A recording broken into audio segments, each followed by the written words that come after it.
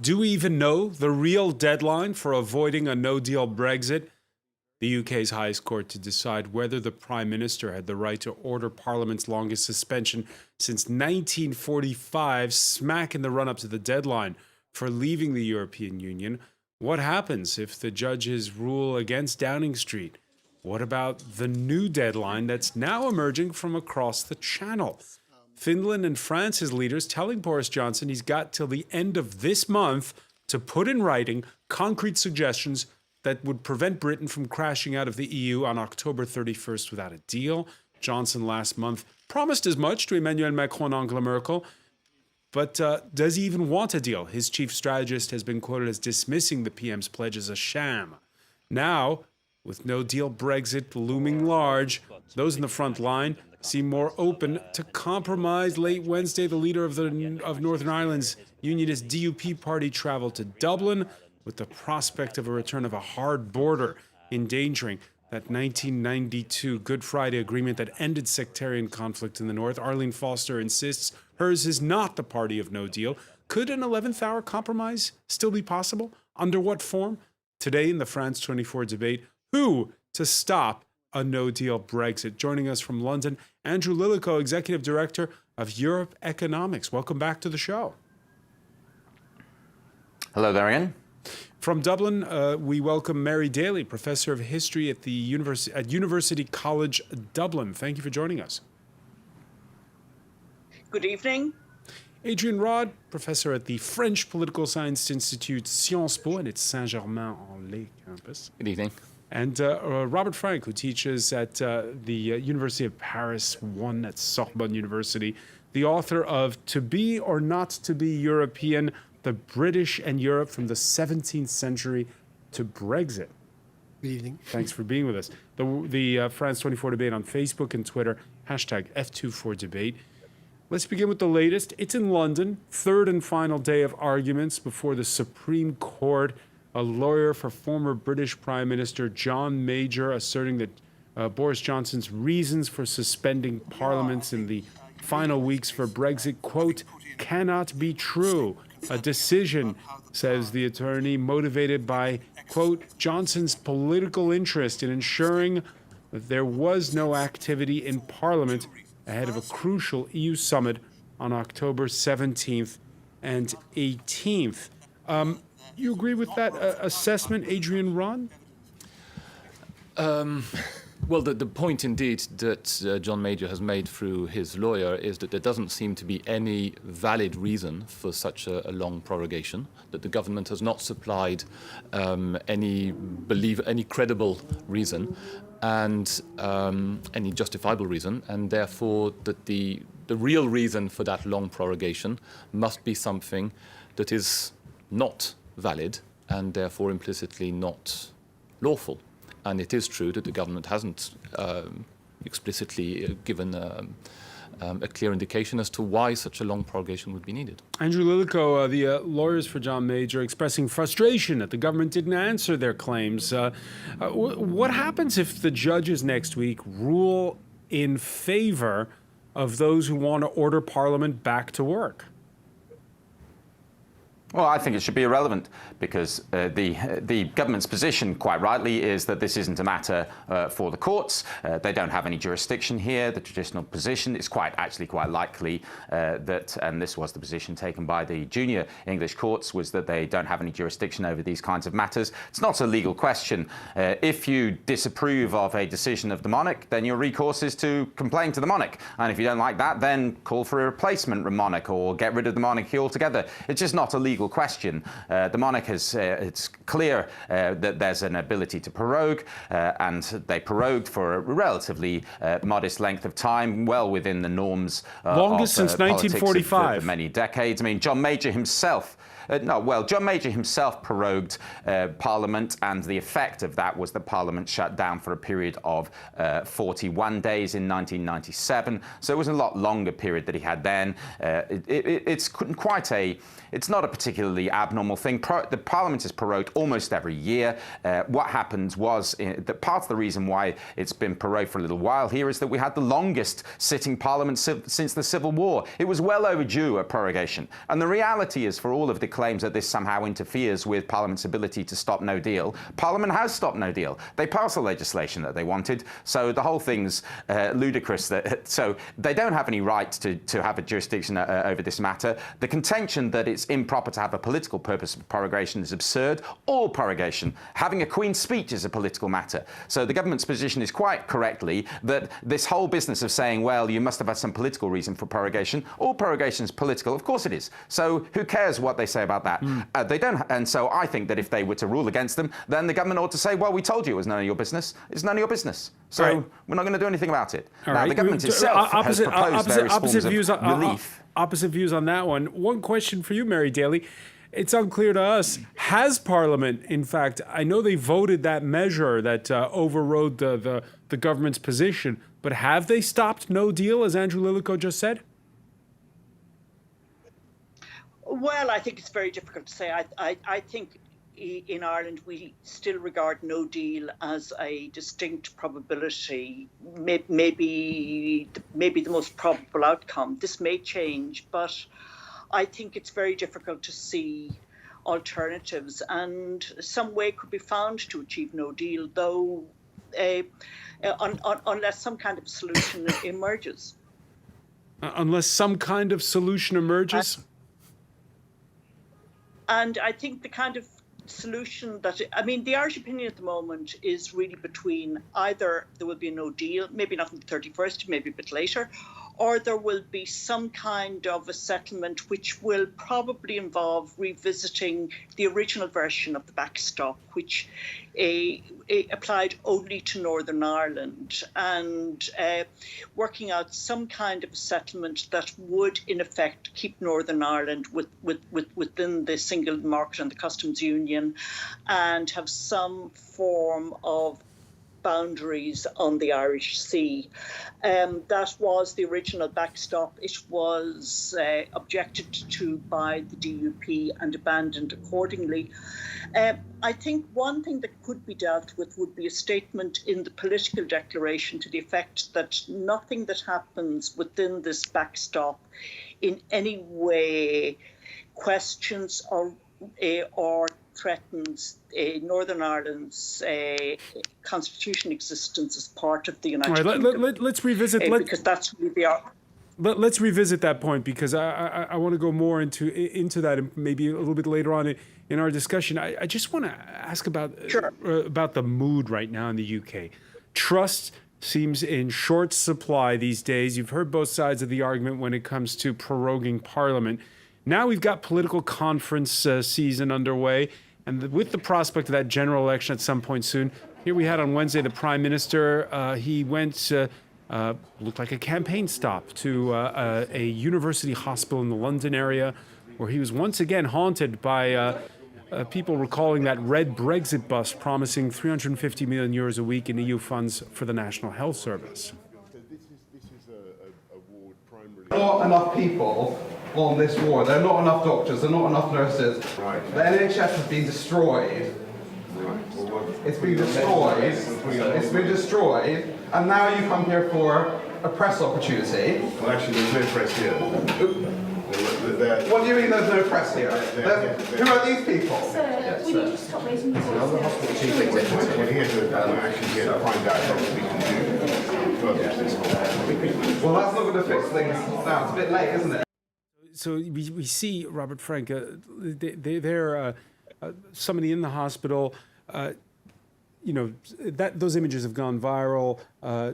Taking Boris Johnson to task.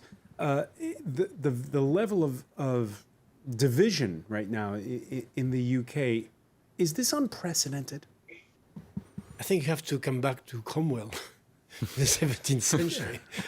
Of course, it was worse then. It was a civil war, and we are very far, fortunately, of a civil war. But a division like that in the United Kingdom, it's you never see that. How do you explain it? Because seen from here, for us here in France, Britain is this island of temperance and moderation.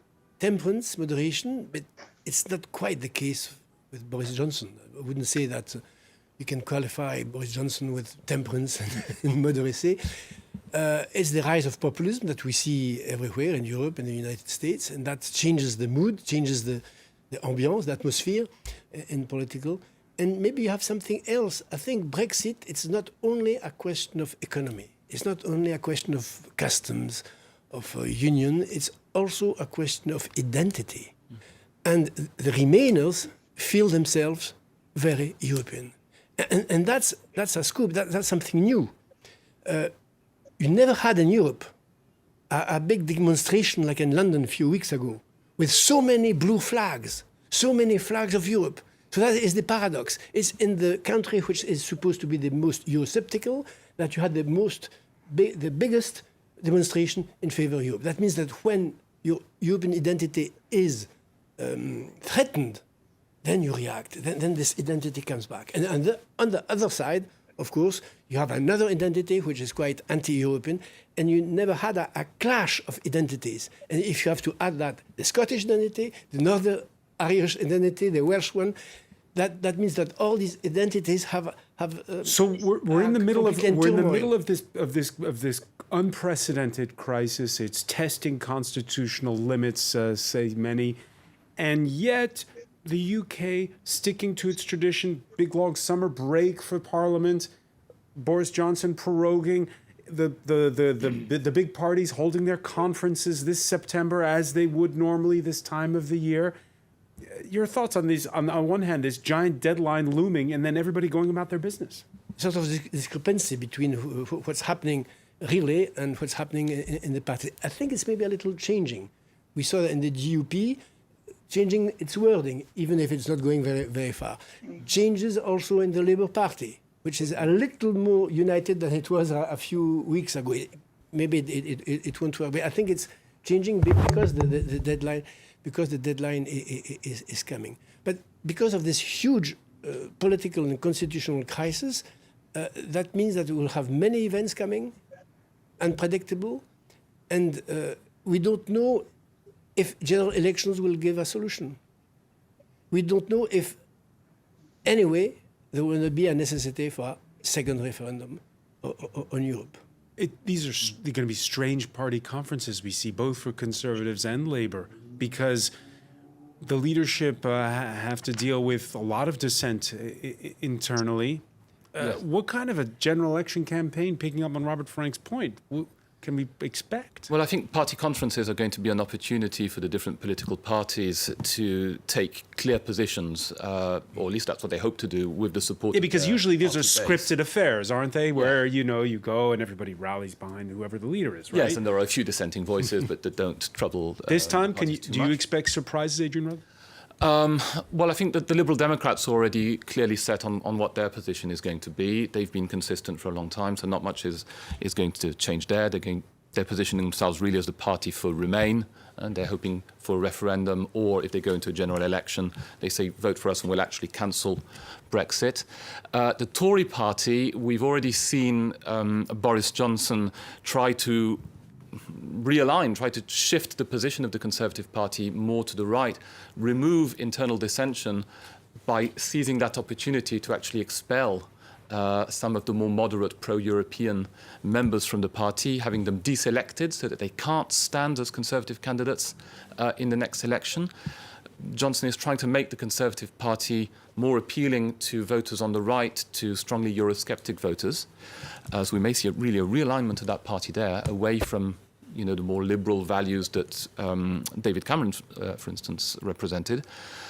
And then the Labour Party remains torn, as it has been for a long time, between its more centrist social democratic positions and the harder left that Jeremy Corbyn represents. We're not going to see a change of leader, but we're going to see Corbyn continue to be challenged inside his own party. Now, Andrew Lillico, these party conferences, are they just going to be scripted affairs as always, or could we see theatrics? And in particular, should Tory Remainers be welcome at the Conservative Party conference? Well, I think there's a few things to say. So I didn't really agree with some of the points that were just made there. Within the Conservative Party, a number of the rebels who were expelled were well to the right politically of Boris Johnson. The question of whether you're in favour or against leaving the EU cuts across traditional questions of left and right in the UK. So it isn't the case that the people who are wanting to leave the EU are more to the right and the ones who are wanting to remain are more in the centre. It's not nearly as simple as that. Many of the people, as I say, who are wanting to remain are well to the right of people like Boris Johnson. The reality is going to be, I think, that the Liberals are going to be fairly united, Labour Party enormously split, and the Conservatives in the process of a purge. So the Conservatives, and I think that you should understand some of the things going on over the past few weeks in the following way. I think that the Conservatives have had two key kinds of goals. They've wanted to create a situation where there had to be a general election, and they've wanted to boost the Liberal Democrat vote in that general election. When there was the general election in 2017, there was a big spike up in the Labour Party's opinion poll rating and then ultimately their vote over the period of the campaign. Now, at the moment, Boris Johnson is well ahead, and if you add in, it's likely to be a pact with the Brexit Party. So as things stand, it would be very likely a general election would result in a no-deal alliance winning a very comfortable majority. And what the Boris tacticians want to make sure is that that isn't changed by the Labour Party spiking over the period of the election. So they have been trying to make sure that the Lib Dem vote is shored up. They've given them lots of new, reasonably credible MPs. So they expelled a number of their own party MPs, and they persuaded them, induced them to join the Liberal Democrats. They've given the Liberal Democrats quite a clear position in terms of tempting them into revoking altogether. And so it's all about positioning for a general election. All about positioning. What will happen is that there will be Andrew, an I'm going to have to extension interrupt of you our very membership, and the briefly. EU will say you have to have a I'm going to vote. have to interrupt you very briefly because we have to Yep. take a very quick break. We'll be right back. Stay with us. You're watching the France24 Debate. Welcome back. Before we resume the France24 Debate, some of the stories we're following for you in the newsroom. The death of Tunisia's former longtime strongman, Zine El Abidine Ben Ali, had been in exile in Saudi Arabia since his ouster in 2011 during the Arab Spring. He'd been suffering from cancer. He was 83. Washington wants a peaceful solution, says Mike Pompeo, after weekend attacks on Saudi oil facilities. The U.S. Secretary of State continuing his tour of the Gulf in the UAE. He responded to remarks by his Iranian counterpart that any military strike on Iran could cause, quote, all-out war. Israel's elections. The vote count nearly done. Likud's Benjamin Netanyahu offers a unity government, but as blue and white leader Benny Gantz consolidates a slender two-seat advantage, the centrist leader insisting on the top spot in any deal. Canada's Prime Minister to address the press again after calling candidates for the upcoming general election as more past images of Justin Trudeau in brownface emerge. His Conservative rival in next month's general election, Andrew Scheer, expresses disappointment and shock.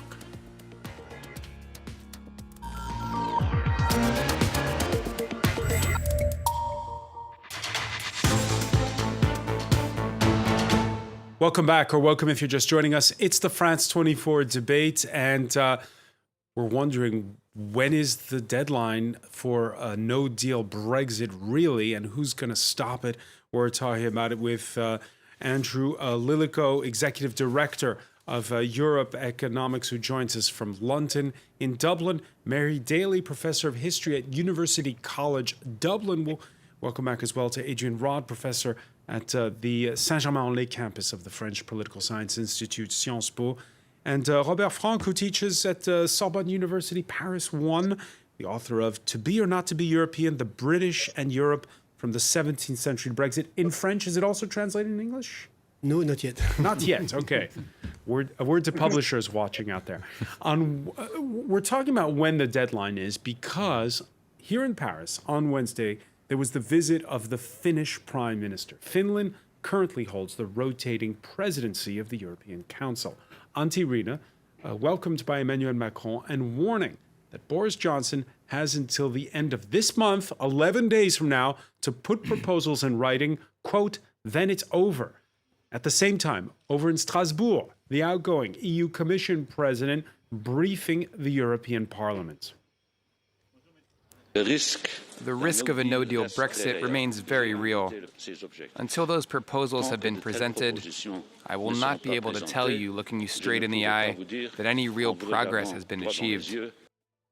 So when is the deadline, Adrian Rod? When's the deadline? Is the deadline October 31st? Is the deadline before the European Council summit? Is the deadline, as the leaders of Finland and France say, at the end of this month? Well, the legal deadline, as inscribed into British law currently, is, of course, the end of October. The EU Council, mid-October, just after mid-October, is when a deal would have to be agreed at the European level at the latest, so that it can then be approved by the British Parliament very quickly in the days to follow. What we've just heard from the Finnish and French leaders, Finland hoping to speak for the European Union, as you said, now with the rotating presidency, is that they haven't had any concrete proposals from Britain yet, and if they don't have any by the end of this month, there will quite simply be no time to study them seriously before the EU Council, and that therefore any further talks would basically be pointless. All right, back at the start of the month, the Daily Telegraph quoted sources at Downing Street who said the Prime Minister's chief strategist, Dominic Cummings, had dismissed negotiations with the EU as a sham. Now, those were from Andrew Lillico, based on remarks that Lillico is said to have made in meetings back in July. Are those still relevant, or can we expect concrete proposals in writing before the end of the month? Well, I think you mean that remarks Cummings made back in July, rather than myself. Dominic Cummings. But I think that what the British are after is quite clear. I think that the envoy Frost has the British envoy has set things out quite clearly. We want to remove the backstop and replace it with the alternative arrangements, including possibly a common health and animal and plant health and welfare regime with a Stormont lock, and then to remove the level playing field conditions and commit to a Canada-type free trade agreement. So it's pretty clear that that's what they're after. The idea that it's the talk of it being a sham, I think that the suspicion in the UK has been that the things that the EU has often said on these things are by and large a sham, that they've by and large, when they say, oh, there absolutely can't be any sort of deal unless we continue with the backstop, I think it's generally assumed that that's bluff. And I think the realistic deadline is actually October the 17th and 18th for a deal, because if the EU doesn't agree to a deal, I think that's their last chance to get a deal, because what will happen then is the UK will seek an extension, probably be Prime Minister Corbyn that seeks the extension, because Boris Johnson will resign rather than doing it. There will be a general election because the Parliament won't feel it has the authority to do anything else other than have a general election. That general election will return a party, an alliance committed to having no deal, no negotiations, and no notice. So they will just instantly go out. They won't even wait, I don't think, until the 31st of January. They'll just go out immediately upon winning, and that's it. So, and I think that the recognition of that is actually part of the reason why we've seen some attempt to consider moving a little bit in recent days. I don't think the EU will decide in the end that it wants to move, because I think that. So wait, hang on a second. You're suggesting, Andrew, you're suggesting that that the EU is starting to bend, is what you're suggesting, because we've heard time and again in the last few days, especially from the French president, that people have had enough on this side of the channel. I think people have had enough. I think that I think the most likely thing is that they've decided that the EU has decided it's had enough of us, quite rightly, and that we'll end up with no deal. But I think there has been some repositioning of the possibility of saying, well, maybe if the Irish could be talked around to it, we could do without something to do with the backstop. There's been a little bit of talk of that. I think that that's a bit of an attempt to position themselves just in case they wanted to do that at some point, because the reality, the no deal which they would rather have is a no deal involving this Parliament. Because if they no deal with this Parliament may panic and then do something like pass May's deal. if they end up with no deal with a new parliament where they've been elected on a no-deal platform, which is probably what will happen if there's a general election, then there's no question of them doing anything panicking thereafter. That's the end. So I think it's an awkward position that the EU finds itself in, and it's facing up to the reality that there's quite a high probability that they will end up with a scenario that they don't want, which is a no deal with the British government that's committed to no deal. And so I think there's all kinds of things you could say about how we've got here, but I think that they are considering moving if they need to. Robert Frank? I think you have to get out the United Kingdom and see what's happening here on this side of the channel. The Europeans are fed up with all that. They're fed up. So why an extension? And if extension there has to be, it has to be voted at the unanimity of the 27. The unanimity. That's not sure. It's not sure you have an unanimity. That's maybe good for Boris Johnson. Boris Johnson could say, Parliament wants me to go to Brussels, I go to Brussels. I ask an extension, it's refused. So you see, it's their fault. No. I think, it won't happen. But I think the European Union is able to risk that. And one other thing, if there is general election. So you're saying that the UK has a weaker bargaining hand than the UK, of course, than the EU? Of course. And the United Kingdom is not realizing one thing. It's 27 against 1. The dealers of Brexit think that they're still in the EU and that the EU is defending the interest of the 28. No, the EU is defending the interest of the 27, Republic of Ireland included. All right, let's talk about that. Against United Kingdom. United Kingdom is not out, not yet, but it's just as if it was out. And what I want to say is that if the elections comes only in November, it's not sure that Boris Johnson would win them. Of course, now he is in a very, very good position in the polls. But if there's a no deal the 31st of October, and if the elections come in November, be sure that the United Europe will not be generous with the United Kingdom. Yeah, it will be a hard Brexit, just to make sure that the public opinion in the United Kingdom understands that hard Brexit means hard Brexit. All right, and 27 countries, the one that's in the front line is Ireland, of course, the one that shares a land border with the UK. On Wednesday, the leader of the Northern Irish DUP party was in Dublin. Arlene Foster, whose formation props up the government of Boris Johnson at Westminster, met with the Irish Prime Minister, Leo Varadkar, for 45 minutes. Afterwards, in a statement, they said they had agreed to stay in touch. Foster, who's blowing hot and cold now, it seems, over a compromise. There is a lot of commentary about the DUP being no-deal Brexiteers, but I think if people look at the evidence, they will find something very different. But what we want to see is a sensible deal that works for us in Northern Ireland, of course, one that works for our colleagues and our neighbours down here in the Republic of Ireland as well, but one that works for the UK constitutional position as well. That's very important, and one I hope that the European Union will respect. Mary Daly, what do you make from Arlene Foster's remarks? Well, it's very hard to say. First of all, I don't really think she controls the DUP. I think the people who will make that decision are actually Jeffrey Donaldson and Nigel Dodds and perhaps Sammy Wilson. So I think we have to start with that. Secondly, I think the DUP don't actually hold the balance of political power anymore in Westminster because since all those Tories lost the whip. So to some extent, they're in a less powerful position than they were, we'd say, two months ago.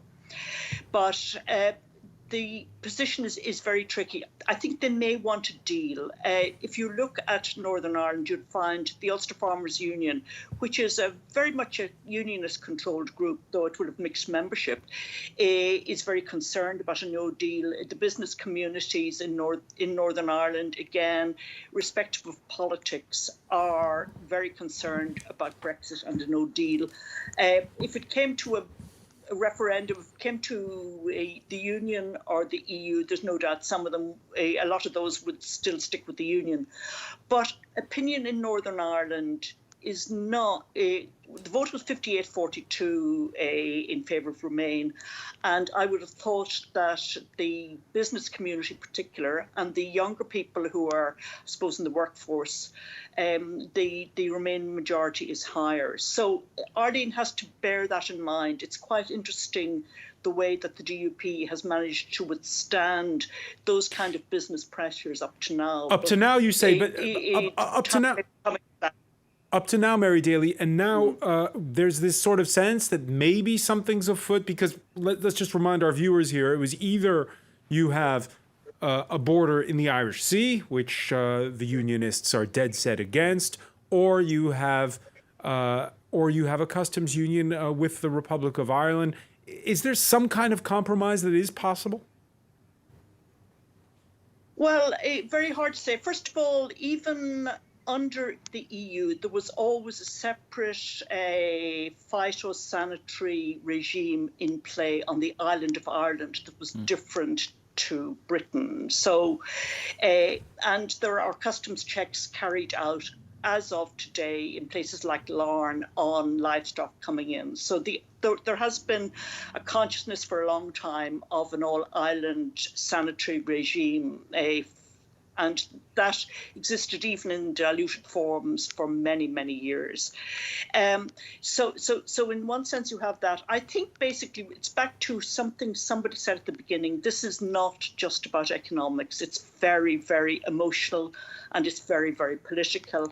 And I think if the DUP, if Northern Ireland, and bear in mind, Arlene Foster is not First Minister. There's none. The Assembly is in disarray for over 2 years. The DUP actually didn't have a majority. The Unionists didn't have a majority in that Assembly if it had ever met, and their electoral position is under PR vote is kind of wobbly.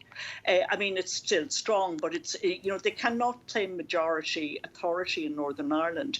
So there is a need to try and come to some settlement, but it has to be a settlement that can be presented as not in any way diluting the union. Is that possible? So if some wording, as I said, I think something like adding to the political declaration, and the EU is very clear, the political declaration can be amended in various ways. They've said this many times, and I don't see why you couldn't have something affirming that all 27 member countries of the EU recognise that Northern Ireland remains an integral part of the United Kingdom. I mean, Boris Johnson was talking about setting up customs zones, customs-free ports in Britain, and he was going to one in Hull, I can't remember, he was scattering them around the place. And in one sense, what you would be doing with Northern Ireland was giving it something like similar status, except for a larger geographical area. I mean, the EU can buy it because they're very small economically. The problems arise that the Scottish nationalists would be screaming for something similar tomorrow. It would give Northern Ireland cake and eat it in truth. And I personally think that that would be very welcome. It's a fragile economy. It's a fragile society.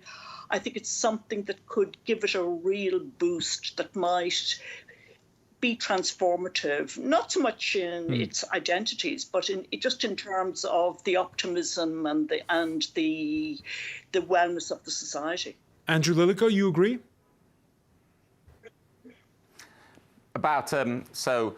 There's only about 5% support amongst unionists for the backstop, so about 75% of them are opposed. 20% of them say it's a bad arrangement, but they fear that if we don't have something like that, then you end up with a United Ireland vote. So the unionist community is very clear that it's very, very opposed, overwhelmingly so to this. And the reality of the Good Friday Agreement is that it guarantees that the Northern Ireland will remain a sovereign part of the United Kingdom unless and until the people of Northern Ireland decide that they're going to leave. Whereas the backstop deems by treaty the United Kingdom no longer to be sovereign over the key economic laws affecting Northern Ireland. So it's just a quite straightforward violation of the Good Friday Agreement, and the UK cannot agree to it. And it's not. And an important thing to understand is this isn't just a matter of DUP being objecting. There's enormous objections right across the House of Commons to this.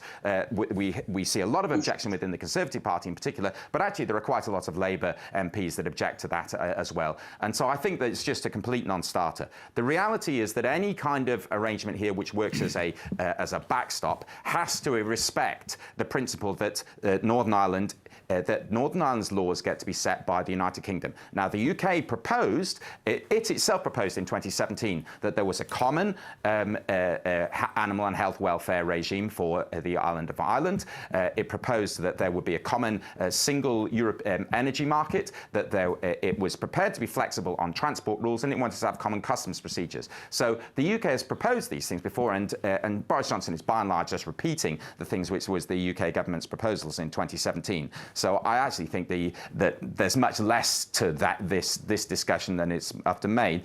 But unfortunately, there just doesn't seem to be any way forward on this from the EU side. They don't seem to want to respect the principle that Northern Ireland must remain part of the United Kingdom. All right, let me ask Mary Daly about this. Let me ask Mary Daly to respond to this. Let me ask Mary Daly, do you agree, and do you agree with what Andrew Lukos just said, that actually the backstop agreement violates the Good Friday Accords that ended those decades of sectarian violence in Northern Ireland? That has been alleged. It has not been seriously tested, is the way I would put it. We don't. What we have is some opinion polling. We don't have robust evidence. I've seen the argument. As I've said, I haven't seen it legally tested. I think you could, again, write some rubric that would finesse that. What you cannot obviously have is the Assembly installment, which hasn't met for over 2.5 years, but you cannot have that having a say over EU trade policy. I mean, that opens such a massive issue EU-wide that it cannot. Let me ask Andrew Lilico something that Mary said earlier, that now that Boris Johnson has fewer MPs on his side of the aisle, effectively the power of the DUP to influence the current government has gone away. Well, basically, Northern Ireland matters less to the conversation taking place at Westminster? No, I don't think it's, and I don't think that's what Professor Kenny was saying. I think her point was absolutely correct, which is that the DUP is no longer required in order for the Conservative Party to have a majority, because the Conservative Party doesn't have a majority even with them. So she's absolutely correct on that.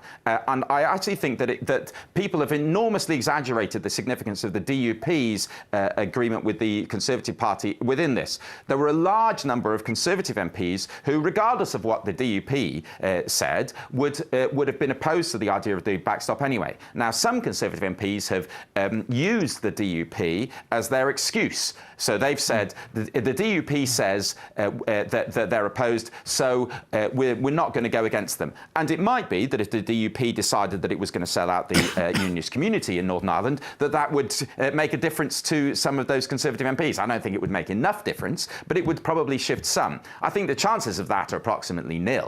But the more fundamental point is that it's not only the DUP. This point that Northern Ireland is that the British take very seriously the Good Friday Agreement, and the Good Friday Agreement guarantees that they will not give up the sovereignty of Northern Ireland without the people of Northern Ireland explicitly declaring that that's what they want to happen.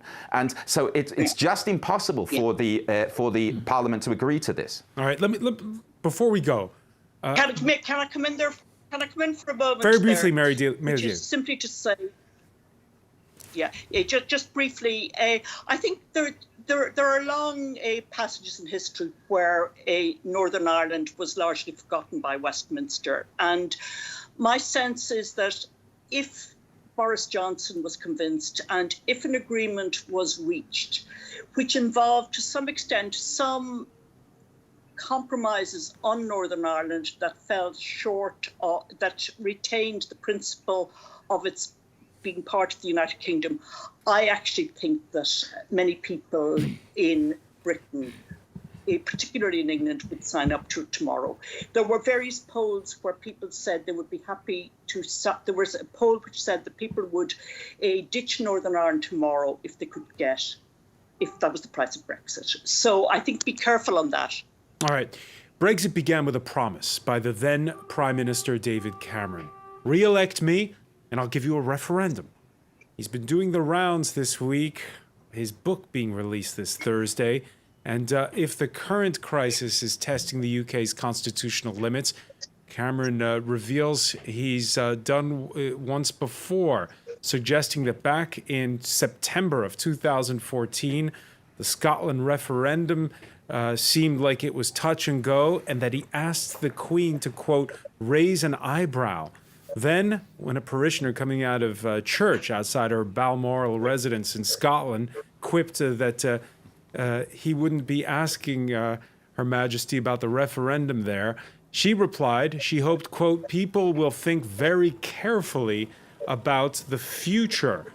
I'm turning to the historian here, Robert Frank, because the Queen has been a monarch since the 1950s, never involved in politics. This one instance, and there were denials at the time by the palace that it was in any way trying to influence the vote. And David Cameron seems to be saying the opposite now. We've been talking about whether or not the Queen gets involved in this fight. Your reaction to what Cameron is saying? Well, he asked her only to raise an eyebrow. It's not much. And what she said...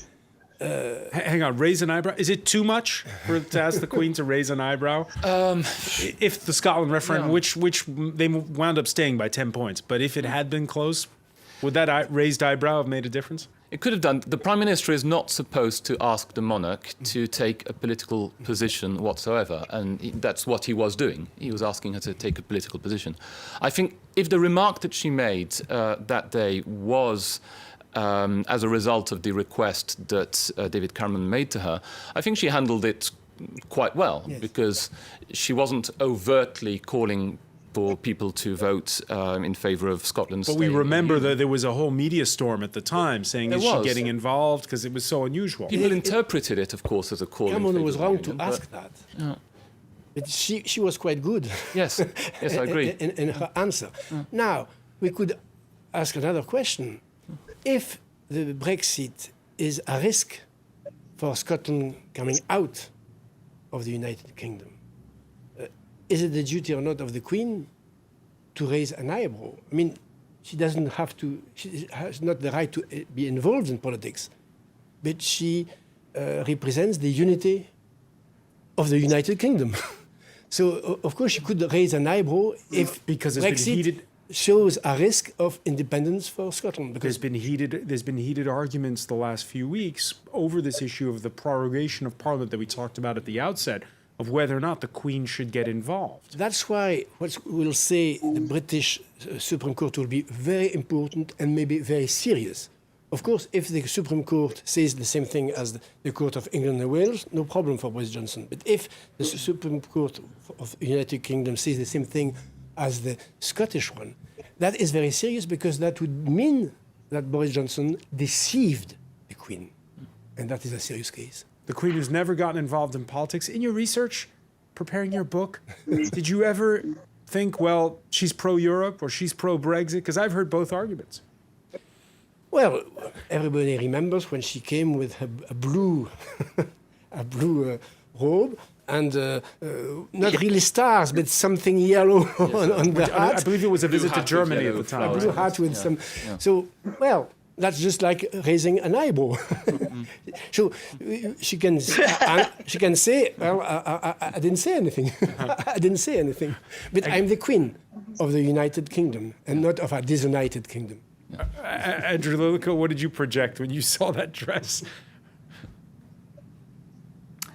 I thought that the Queen was wearing an elegant dress. She always wears elegant dresses. I would look.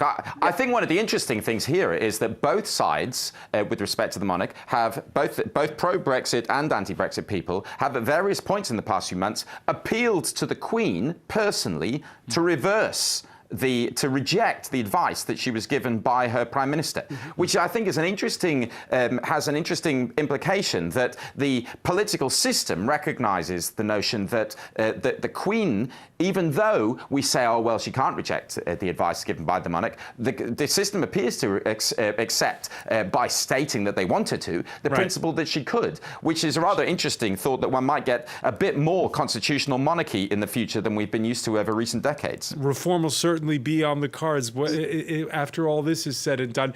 Many thanks, Andrew Lincoln, for joining us from Londonderry Daily in Dublin. I want to thank Adrian Rod as well as Robert Frank. Thank you for being with us here in the France 24 debate.